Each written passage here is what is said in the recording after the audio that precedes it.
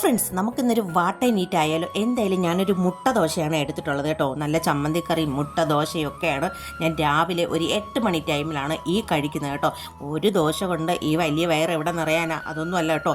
അടുത്ത് ഞാനൊരു പഴം കൂടെ, ഒരു മോറിസ് പഴവും ഒരു കട്ടൻ കാപ്പിയും കൂടെ ഒക്കെ ആകുമ്പോൾ രാവിലത്തെ ബ്രേക്ക്ഫാസ്റ്റ് അടിപൊളിയാണ്. എന്തായാലും ഞാൻ ഡയറ്റാണ് കേട്ടോ, ഡയറ്റ്. അത് കഴിഞ്ഞ് ടി വിയും കണ്ടുകൊണ്ടിരുന്നപ്പോഴാണ് പിള്ളേർ സെറ്റ് ദൈവമേ ഷാർജയും കൊണ്ട് വരുന്നത്. ഒന്നും നോക്കിയില്ല കേട്ടോ ഡയറ്റ്, അത് പിന്നെ നോക്കാമെന്നുള്ള രീതിയിൽ വാങ്ങി മിണുമിണ കുടിക്കുന്നുണ്ട്.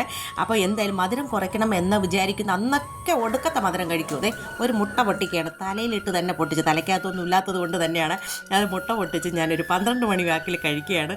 എല്ലാം ഞാൻ ഭയങ്കരമായിട്ട് മുട്ട ഞാൻ വേവിക്കത്തില്ല, ഒരു 3/4 പരുവൊക്കെ ആകുമ്പോൾ എടുക്കും കേട്ടോ. അതുകൊണ്ടാണ് ഈ സ്പൂൺ കൊണ്ട് കോരി കഴിക്കുന്നത്. എന്തായാലും മുട്ട മാത്രം എനിക്ക് വയറിലൊന്നും ആവത്തില്ല കേട്ടോ. 2 ഈന്തപ്പഴവും കൂടെ എടുത്തിട്ടുണ്ട്, ഫ്രിഡ്ജിനകത്ത് വെച്ചത് കൊണ്ടായിരിക്കും ഈ ചിക്കൻ കാല് പോലെ ഞാൻ കടിച്ചെടുക്കുന്നത് കേട്ടോ. ഡ്രൈ ആയിപ്പോയി. അപ്പോൾ 2 ഈന്തപ്പഴവും കഴിച്ച് കുറച്ച് വെള്ളവും കുടിച്ചിട്ട് നമുക്കിനി ഉച്ച ഊണ് കാണാം കേട്ടോ.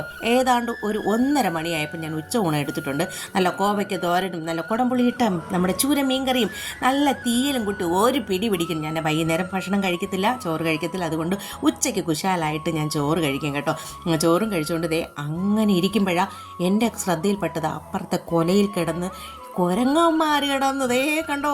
എല്ലാവരും കിടന്ന് ഓടിക്കളിക്കുകയാണ് കേട്ടോ. അതൊക്കെ കായൊക്കെ പറിക്കുകയാണ്. അവറ്റകളെല്ലാം ഞാൻ ഓട്ടിച്ച് വിട്ട് അതിനുശേഷം ഒരു 5:30 ആയപ്പോഴേ എനിക്ക് കുറച്ച് കട്ടൻ കാപ്പി, 2 ചിപ്സും അല്പം മിക്സറും ഒക്കെ കിട്ടിയിട്ടുണ്ട്. അതും പുറത്ത് വെളിയിലാണ് കേട്ടോ, നമ്മുടെ അടുക്കള വശത്ത് വന്നിരുന്ന് എല്ലാം പ്രകൃതി ഭംഗിയൊക്കെ ആസ്വദിച്ച് കഴിച്ചുകൊണ്ടിരിക്കുകയാണ്. അപ്പോൾ പിന്നെ പുതിയ വിശേഷവും പുതിയ കാഴ്ചകളും ഒക്കെ ആയിട്ട് ഞാൻ നിങ്ങളുടെ മുന്നിൽ ഓടിയെത്താം കേട്ടോ. അപ്പോൾ ടാറ്റ ബൈ.